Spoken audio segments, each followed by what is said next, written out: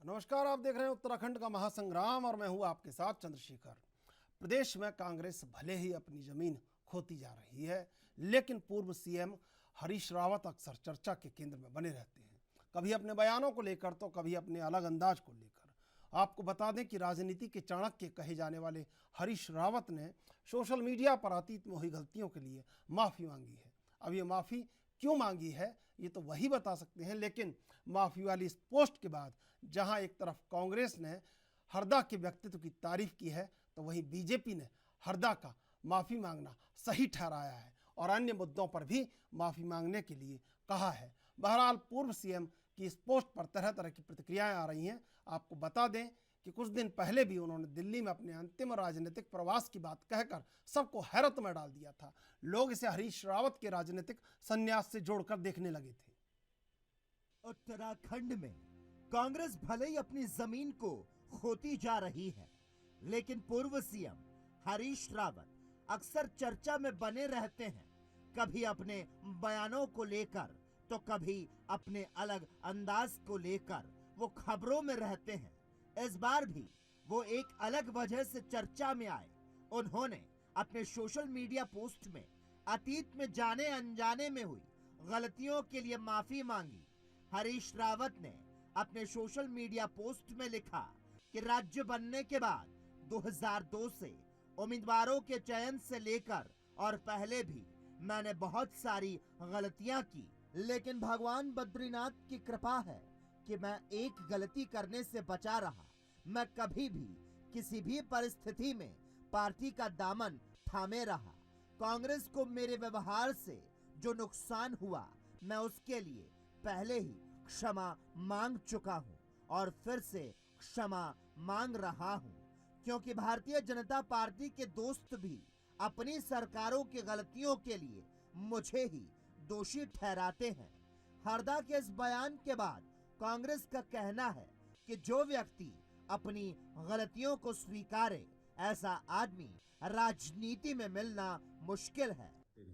ऐसा व्यक्ति जो राजनीति में अपनी गलतियों को स्वयं सार्वजनिक प्लेटफॉर्म में स्वीकार करता हो, ऐसा व्यक्ति मुझे लगता है कि राजनीति में बहुत कम देखने को मिलते हैं।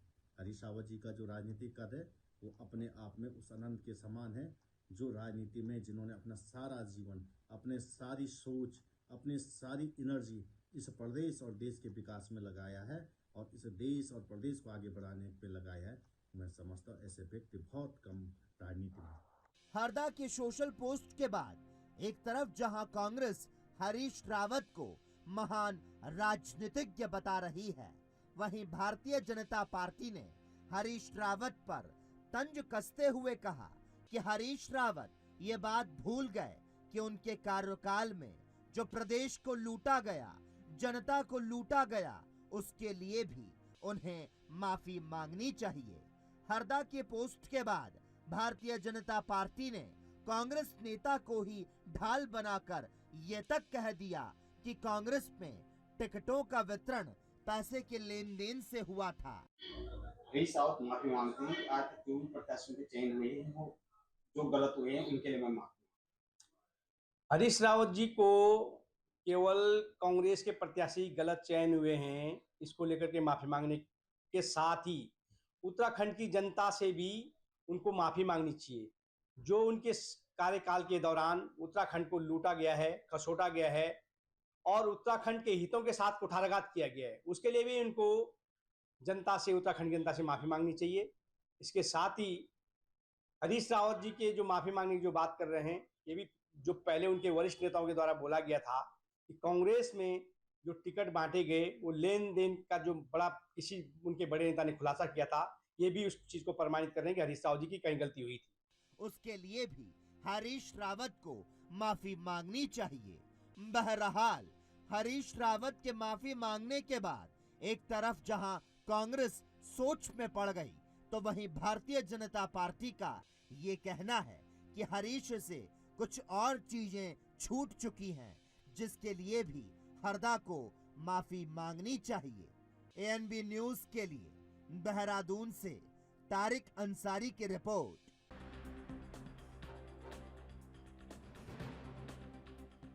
तो उत्तराखंड में लगातार 24 से पहले हरीश रावत चारों मोर्चों पर उत्तर, दक्षिण, पूर्व, पश्चिम में उत्तराखंड की लगातार अपने नाम का इकबाल बुलंद कर रहे हैं। ऐसे में बड़ी परेशानी किसको? वहाँ पर जो स्थानीय कांग्रेस के कद्दावर हैं उनको या भाजपा को। लेकिन कहीं ना कहीं परेशानी जो स्थानीय कद्दावर हैं उनको। अब ऐसे में ये सब कैसे आसान होगा कि हरीश रावत दोबारा अपने आप को मजबूत कर लें। लेकिन हरीश रावत जिस तरह खांटी और मजे हुए राजनीतिज्ञ हैं, ये समझा जाना अभी मुश्किल है कि उनकी माफ़ी के मायने दरअसल हैं क्या, और उनकी माफ़ी के निहित अंतर्निहित आखिर क्या है।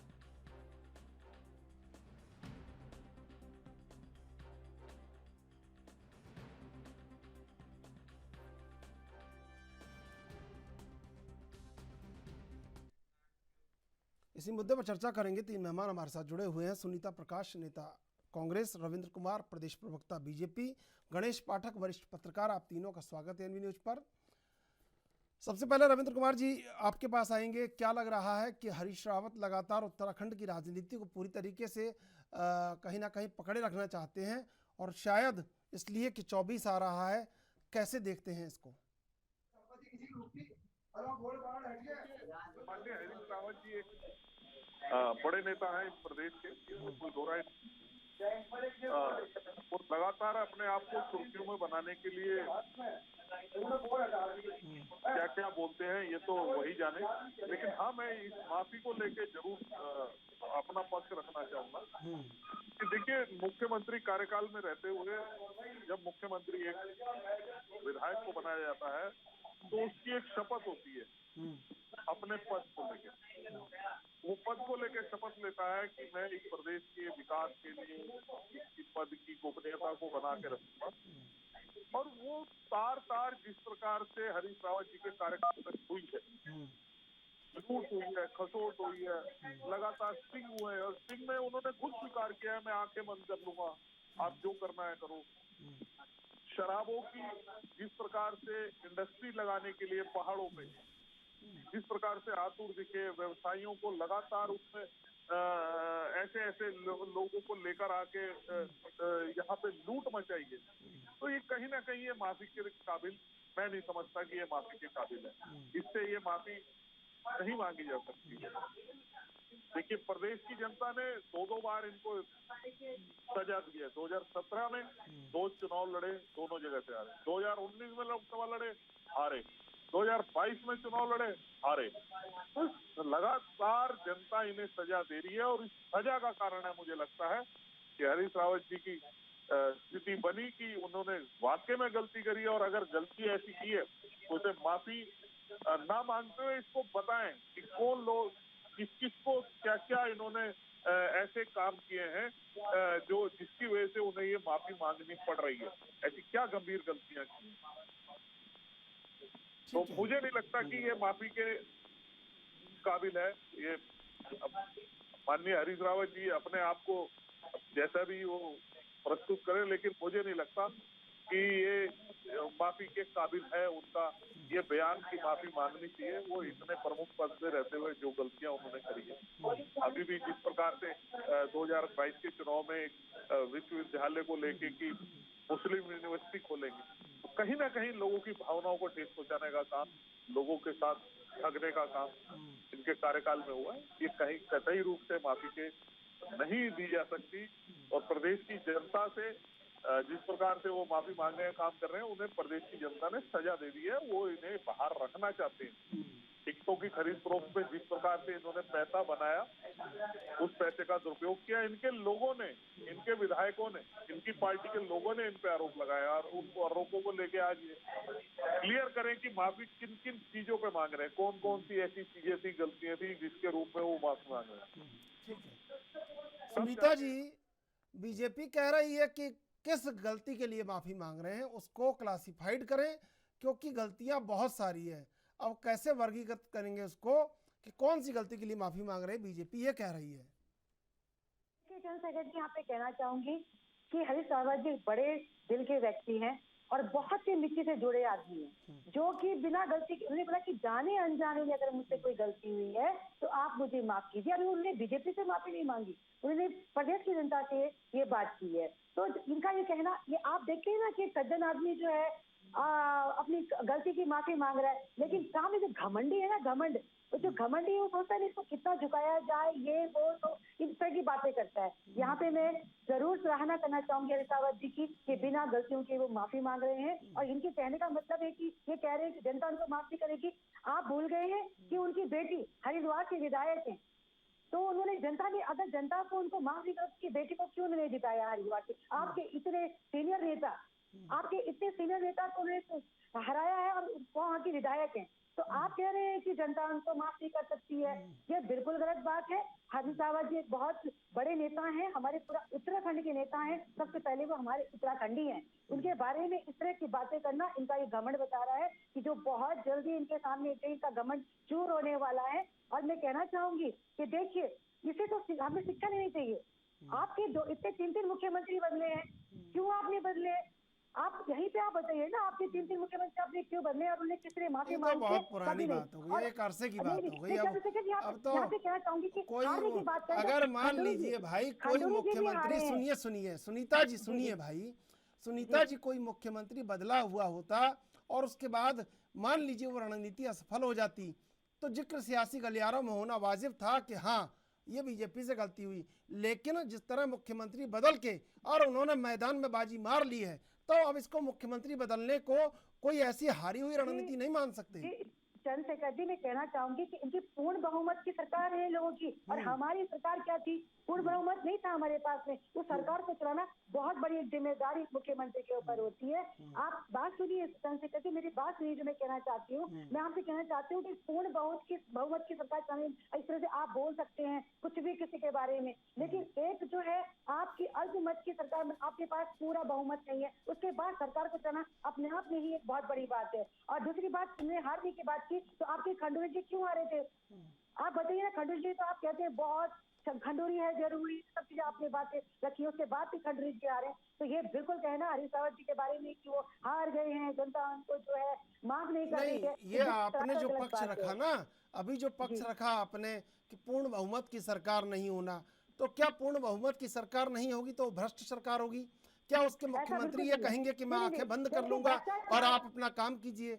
ये तो बात ठीक नहीं है ना। भ्रष्ट सरकार इस समय बहुत ज्यादा आप देख रही है कि किस तरह शिक्षा के क्षेत्र में जिस तरह का भ्रष्टाचार हुआ, आज भी जो है इन्हीं के पार्टी के लोग जेल में हैं, और जिस तरह से इनको बेल दे रहे हैं, ये बहुत अपने आप में भ्रष्टाचार नहीं है तो क्या है आप बताइए? सबसे ज्यादा भ्रष्टाचार बीजेपी के टाइम में बने में है। शिक्षा जैसी जगह, शिक्षा जैसा क्षेत्र इन लोगों ने नहीं छोड़ा है, जो अपने आप में निंदनीय है। बहुत आज भी छात्र रोजगार जो है, छात्र जो है आज भी धरना दे रहे हैं। लेकिन वो तो प्रयास कर रहे हैं ना भाई, नकल विरोधी अध्यादेश बना के आप कहेंगे उनकी तरफ हो रहे हैं, उनकी तरफ हो रहे हैं, और आप कह रहे हैं कि आंखें बंद कर लेंगे, तो कहीं ना कहीं दोनों की, अगर दोनों की तुलना करेंगे तो ये बयान सियासी गलियारों में बार बार उभर के आता है ना। चंद्रशेखर जी, आप मुझे थोड़ा समय दीजिए प्लीज, अच्छा नहीं लगता है कि मैं आपके बीच में, मुझे एक तो मैं ऑडियो में हूँ तो मैं जो आपकी बात को सुन नहीं पा रही थी, आप मुझे थोड़ा समय दीजिए। आज भी रोजगार के बच्चे हैं, आज भी धरना पर बैठे हैं, उनकी मांग क्या है? सीबीआई जांच। आप लोग क्यों सीबीआई जांच नहीं कर रहे हैं, बताइए आप? तो यह इस तरह से जो है हरीश रावत जी के ऊपर ना उंगलियां उठा करके इनको अपनी सरकार के अंदर झांकना चाहिए। जो इनकी गलतियां हैं, इनकी कमियां हैं, उनको जो उजागर हो रही है, और जो उसके बावजूद भी ये कुछ उसमें कार्यवाही नहीं कर रहे हैं, ये अपने आप में निंदनीय है। ठीक है, गणेश पाठक जी कैसे देखते हैं? हरीश रावत लगातार उत्तराखंड की सियासत में अब चर्चा का केंद्र बने हुए हैं और 24 की तैयारी को लेकर पूरी तरह सजग हैं। अब वो माफ़ी मांग रहे हैं, उसके माफ़ी के मायने क्या हैं वो आपको ज़्यादा, क्योंकि आप वहाँ देखते हैं कि कैसे कैसे राजनीति किन किन गलियों से निकल कर और सत्ता के केंद्र तक पहुँच रही है, तो क्या लगता है कि हरीश रावत के माफ़ी के मायने क्या हैं?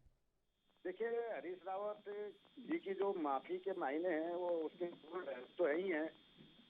हम एक मतलब उससे शुरू करते हैं कि वो कहते हैं कि अगर सुबह का भूला हुआ अगर शाम को घर आ जाए तो उसको भूला हुआ नहीं कहते हैं। बेसिकली हरीश रावत एक दिग्गज नेता रहे हैं, लंबी अपने राजनीति मुख्य धारा की राजनीति की है, बहुत पहले से राजनीति में सक्रिय रहे हैं। वो यहाँ उत्तराखंड के मुख्यमंत्री रहे हैं, केंद्र में मिनिस्टर रहे हैं, कांग्रेस के कई पदों में रहे हैं।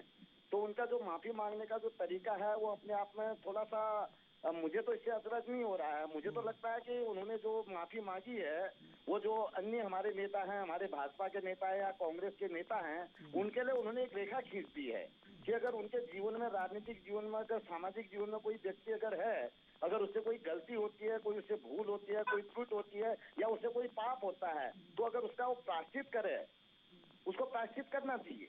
तो मैं तो इसको इस तरीके से देख रहा हूँ कि हरीश रावत जी ने जो कहा है कि मुझे मतलब माफी करें, मेरे से टिकट बांटने में बहुत दिक्कतें हुई है, टिकट मतलब कई लोगों को टिकट नहीं दिए। बीजेपी के अभी मैं सुन रहा था, अरविंद जी की बात सुन रहा था, वो पक्ष भी हो सकता है कि वह पैसे का लेन देन हो सकता है, लेकिन कई जो जेन्युइन कैंडिडेट थे जिनको टिकट दिया जाना था उनको टिकट नहीं मिला। ये मतलब कई उदाहरण है। आप 2022 का ताजा इलेक्शन देखिएगा, उस इलेक्शन में जहाँ से वो चुनाव लड़ते हैं लालकुआं से, वहाँ पहले एक महिला के नाम पर टिकट था, उसके बाद वो टिकट बदला गया, जबकि वहाँ पर टिकट दुर्गापाल जी को मिलना चाहिए था, हरीश दुर्गापाल जी को मिलना चाहिए था। वही कालाडूंगी में किसी दूसरे का नाम आ गया था, बाद में वो महेश शर्मा जी का नाम किया गया। मतलब कई चीजें हुई। मतलब ये उदाहरण के लिए मैं आपको बता रहा हूँ, पूरे राज्य की 70 कॉन्स्टिट्यूंसी में करीब 15 कॉन्स्टिट्यूंसी ऐसी हैं कि जहाँ टिकट कांग्रेस सही लोगों को नहीं दे पाई।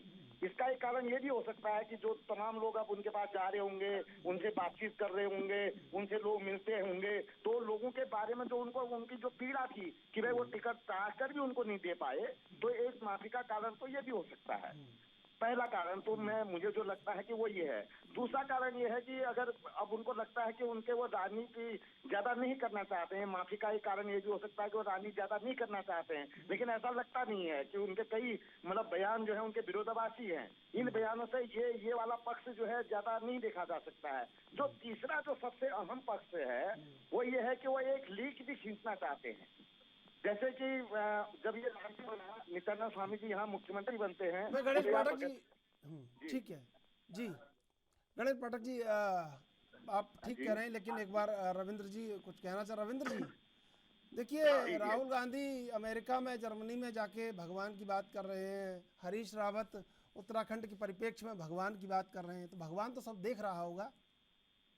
नहीं, बिल्कुल देख रहा है। मैं जिस प्रकार से अभी कांग्रेस के प्रवक्ता बार बार कह रहे कि बड़े घोटाले हो गए भाजपा के राज में, तो बिल्कुल स्वतंत्र है आप विपक्ष में, बिल्कुल आपको विपक्ष में बैठने का आपको दिया है। आप कोई ऐसा घोटाला किया है आप बताइए ना, उसका कुछ दिखाइए ना। ये खाली इल्जाम लगाने से नहीं है। कांग्रेस जिस प्रकार से इल्जाम लगाती है और इल्जाम लगा के भाग जाती है, यहाँ भारत से लेकर अमेरिका तक इनके जो नेता है वो यही काम कर रहे हैं, सिर्फ हिट एंड रन कि इल्जाम लगाओ, आरोप लगाओ और भाग जाओ।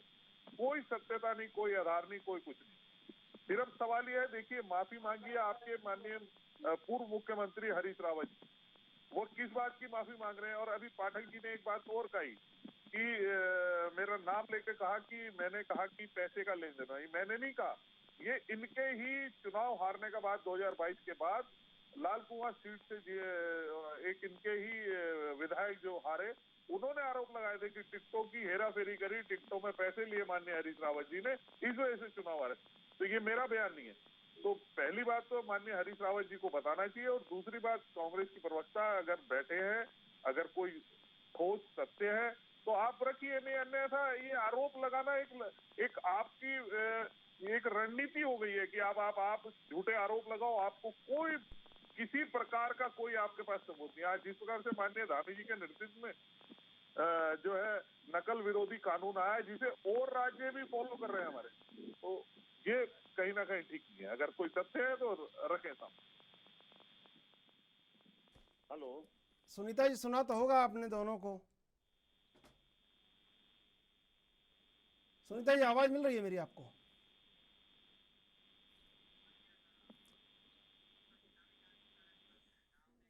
अभी लेंगे एक छोटा सा ब्रेक के बाद फिर हाजिर होंगे।